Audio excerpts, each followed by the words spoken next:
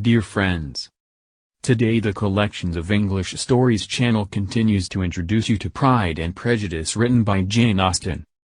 Please continue to support Collections of English Stories channel by clicking the subscribe button. Invite you to listen. Thank you so much. Please like, share and subscribe.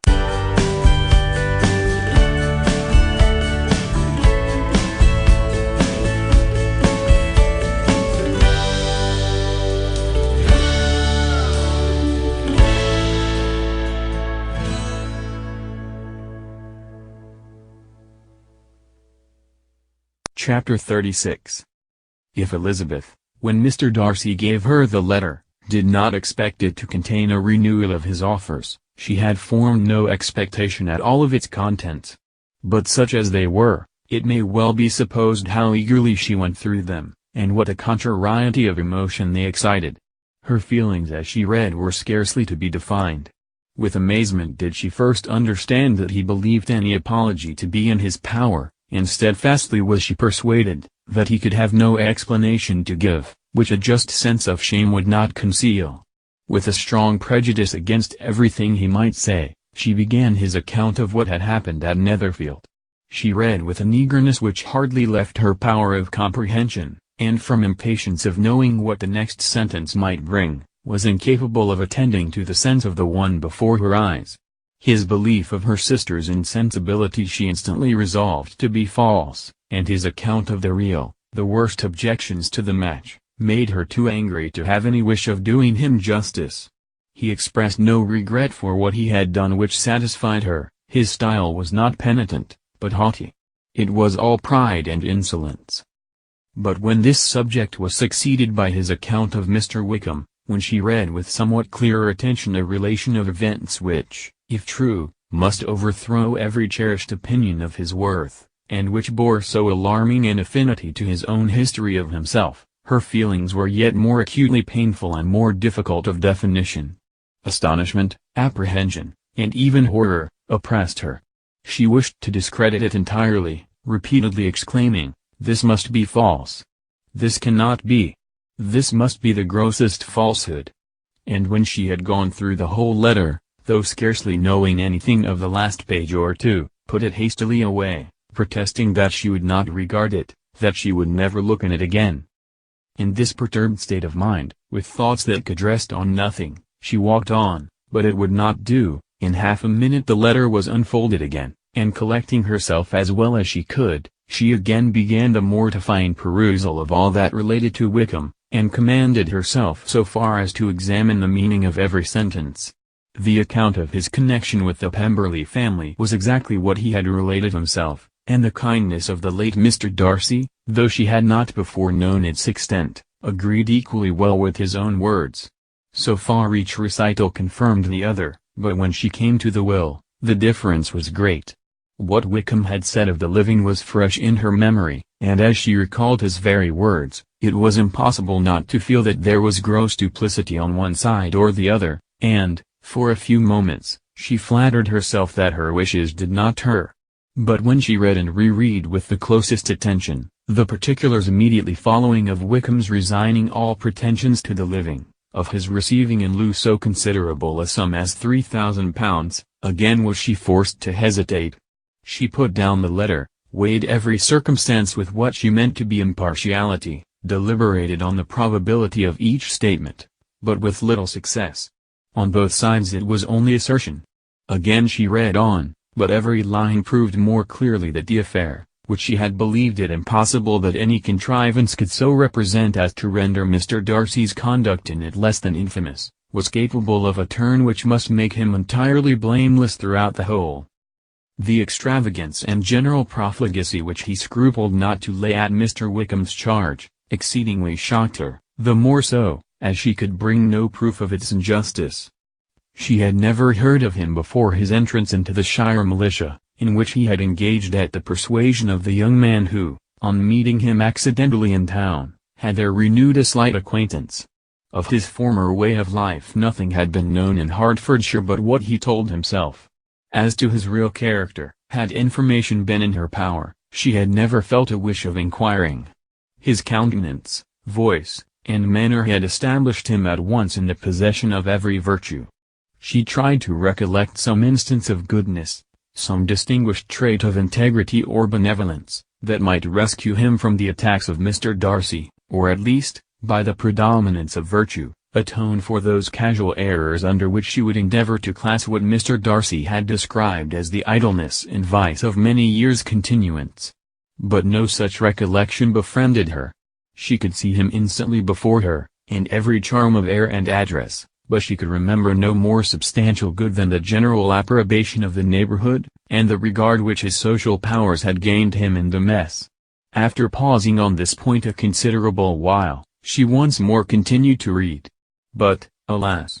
the story which followed, of his designs on Miss Darcy, received some confirmation from what had passed between Colonel Fitzwilliam and herself only the morning before, and at last she was referred for the truth of every particular to Colonel Fitzwilliam himself, from whom she had previously received the information of his near concern in all his cousin's affairs, and whose character she had no reason to question.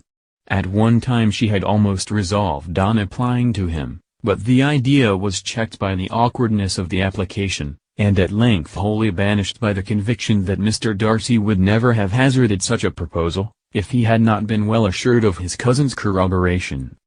She perfectly remembered everything that had passed in conversation between Wickham and herself, in their first evening at Mr. Phillips's. Many of his expressions were still fresh in her memory. She was now struck with the impropriety of such communications to a stranger, and wondered it had escaped her before. She saw the indelicacy of putting himself forward as he had done, and the inconsistency of his professions with his conduct. She remembered that he had boasted of having no fear of seeing Mr. Darcy, that Mr. Darcy might leave the country, but that he should stand his ground, yet he had avoided the Netherfield ball the very next week.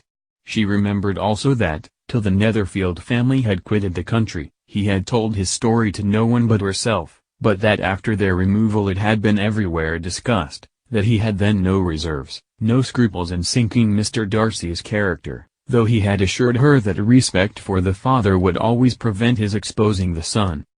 How differently did everything now appear in which he was concerned. His attentions to Miss King were now the consequence of views solely and hatefully mercenary, and the mediocrity of her fortune proved no longer the moderation of his wishes, but his eagerness to grasp at anything. His behavior to herself could now have had no tolerable motive. He had either been deceived with regard to her fortune, or had been gratifying his vanity by encouraging the preference which she believed she had most incautiously shown. Every lingering struggle in his favor grew fainter and fainter, and in farther justification of Mr. Darcy, she could not but allow that Mr. Bingley, when questioned by Jane, had long ago asserted his blamelessness in the affair, that proud and repulsive as were his manners, she had never, in the whole course of their acquaintance, an acquaintance which had latterly brought them much together, and given her a sort of intimacy with his ways, seen anything that betrayed him to be unprincipled or unjust, anything that spoke him of irreligious or immoral habits, that among his own connections he was esteemed and valued, that even Wickham had allowed him merit as a brother, and that she had often heard him speak so affectionately of his sister as to prove him capable of some amiable feeling, that had his actions been what Mr. Wickham represented them, so gross a violation of everything right could hardly have been concealed from the world, and that friendship between a person capable of it, and such an amiable man as Mr. Bingley, was incomprehensible. She grew absolutely ashamed of herself. Of neither Darcy nor Wickham could she think without feeling she had been blind, partial, prejudiced, absurd. "How despicably I have acted!" she cried, "I, who have prided myself on my discernment. I, who have valued myself on my abilities. Who have often disdained the generous candor of my sister, and gratified my vanity in useless or blamable mistrust. How humiliating is this discovery! Yet, how just a humiliation! Had I been in love, I could not have been more wretchedly blind. But vanity, not love, has been my folly. Pleased with the preference of one, and offended by the neglect of the other, on the very beginning of our acquaintance, I have courted prepossession and ignorance, and driven reason away, where either were concerned. Till this moment I never knew myself." From herself to Jane, from Jane to Bingley, Her thoughts were in a line which soon brought to her recollection that Mr. Darcy's explanation there had appeared very insufficient, and she read it again. Widely different was the effect of a second perusal. How could she deny that credit to his assertions in one instance, which she had been obliged to give in the other?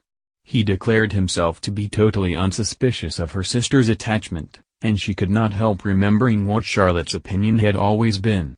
Neither could she deny the justice of his description of Jane. She felt that Jane's feelings, though fervent, were little displayed, and that there was a constant complacency in her air and manner not often united with great sensibility. When she came to that part of the letter in which her family were mentioned in terms of such mortifying, yet merited reproach, her sense of shame was severe. The justice of the charge struck her too forcibly for denial, and the circumstances to which he particularly alluded as having passed at the Netherfield ball, and as confirming all his first disapprobation, could not have made a stronger impression on his mind than on hers. The compliment to herself and her sister was not unfelt.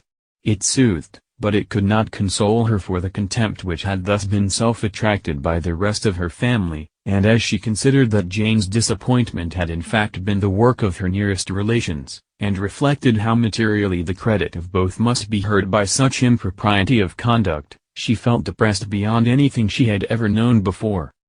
After wandering along the lane for 2 hours, giving way to every variety of thought, reconsidering events, determining probabilities, and reconciling herself, as well as she could, to a change so sudden and so important, fatigue, and a recollection of her long absence, made her at length return home, and she entered the house with the wish of appearing cheerful as usual, and the resolution of repressing such reflections as must make her unfit for conversation. She was immediately told that the two gentlemen from Rosings had each called during her absence, Mr. Darcy, only for a few minutes, to take leave, but that Colonel Fitzwilliam had been sitting with them at least an hour, hoping for her return, and almost resolving to walk after her till she could be found. Elizabeth could but just affect concern in missing him, she really rejoiced at it. Colonel Fitzwilliam was no longer an object, she could think only of her letter,